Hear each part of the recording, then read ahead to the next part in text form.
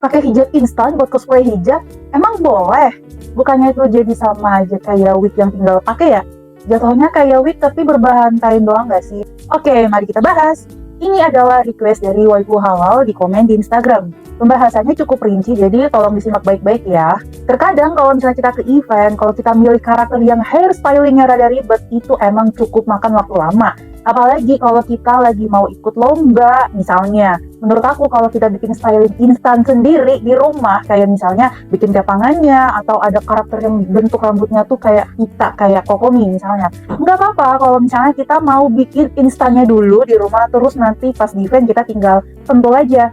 Apalagi kalau misalnya karakter itu kita sering banget cosplayin. Sebenarnya kalau kita styling hijab, kalau pentulnya kita buka, itu kan fungsi hijabnya jadi kembali lagi sebagai hijab biasa dan kita bisa pakai buat keseharian hijab kita.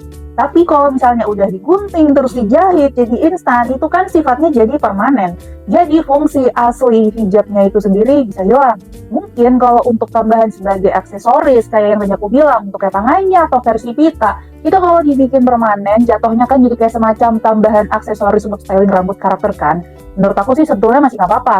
Tapi kalau yang dibikin, dijahit dari awal sampai jadi satu kesatuan, keseluruhan dan tinggal dipakai aja, aku nggak terlalu nyaranin. Karena jatuhnya jadi sama aja kayak wig, bedanya ini terbuat dari kain doang. Kita nih sebenarnya ada di zaman masa-masa perang ya, sama omongan miring dari orang-orang tentang hijab cosplay. Mereka masih sering banget ngatain hijab cosplay karena gak mampu beli wig. Kalau kita nanti jadi nggak memperlihatkan atau mempromosikan hijab instan ini, khawatirnya ini akan menambah stigma negatif tentang hijab cosplay. Karena kita nih ibaratnya ya, kita masih lagi berjuang kan melawan stigma-stigma negatif tentang high cost. Namun, kecuali kalian membuat hijab instan itu memang nggak sering-sering ya, dan kalian ada di kondisi butuh hijab instan itu karena kalian sering mengcosplaykan karakter tersebut. Mungkin kalau misalnya sesekali aja masih nggak apa-apa, asalkan itu emang dipakai untuk kalian sendiri. Hanya saja ya, kalau bisa, kalian tetap bikin klarifikasi atau edukasi di setiap postingan kalian. Entah di caption, di story, atau di mana, bahwa kalian tidak sering menggunakan hijab instan tersebut. Dan jangan lupa memberi edukasi bagaimana batasan penggunaan hijab instan untuk cosplay hijab.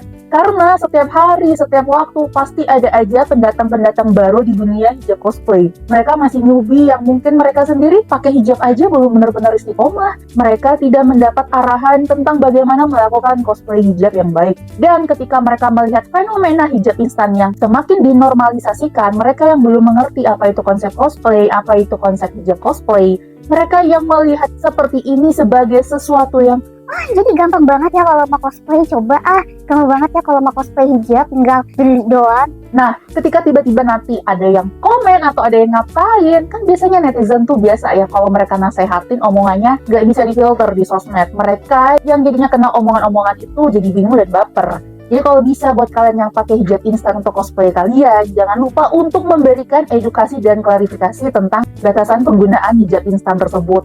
Lalu yang jadi masalah lagi kan, bagaimana bila hijab instan ini dijual kayak yang sering ada di toko oren atau direntalkan bersama kostum? Kan sekarang emang udah lumayan banyak ya, jadi orang akan semakin merasa dimudahkan dalam cosplay. Menurut aku lebih nyaranin kalau kalian para penyedia rental hijab cosplay, lebih baik nyiapin kain hijabnya aja atau sama jarum pentul buat di styling sama yang rental, atau ditambahin petunjuk kertas bisa buat stylingnya, petunjuk dimana kita tuh mengarahkan cara menstyling hijabnya. Jangan dibuat sama yang udah jadi hijab instannya. Ini saran dari aku ya.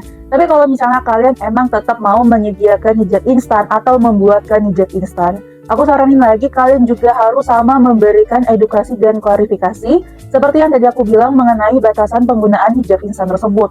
Dan kalian juga harus bisa memberikan postingan edukasi tentang gimana sih prinsip-prinsip hijab cosplay itu apa aja.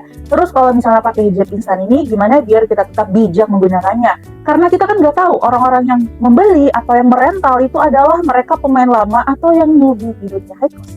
Kalau pemain lama, katakanlah dia memang udah bisa bijak menggunakan hijab instan ini. Tapi kalau yang masih baru, ada kemungkinan dia jadi bermindset kalau hijab cosplay itu harus di styling. Kalau nggak bisa nge-styling, kita boleh pesen, boleh rental. Padahal hijab cosplay itu sebenarnya nggak harus selalu di styling ya kerudungnya, atau nggak harus selalu di styling mirip rambut. Itu stylingnya based on your creativity aja. Dan kalian tahu nggak sih sebenarnya kalau sesuatu itu semakin mudah didapatkan atau semakin mudah dilakukan, kita jadi akan sulit menghargai sesuatu tersebut. Otak kita nih jadi mati gitu istilahnya karena kita malas mikir. Makanya kenapa sekarang jadi mudah banyak drama di dunia cosplay. Karena orang semakin melihat cosplay itu sesuatu yang gampang dan gak perlu terlalu dihargain effortnya. Otak kita yang jarang banget diasah kreativitasnya, jarang dipakai mikir, kita jadi gak bisa memfilter kata-kata kita di sosmed. Bawaannya pasti bakal emosi terus kalau misalnya kita mau komen sesuatu atau bikin postingan tertentu.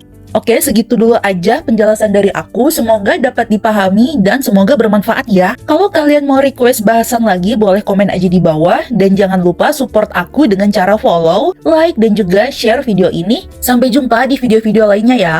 Bye-bye!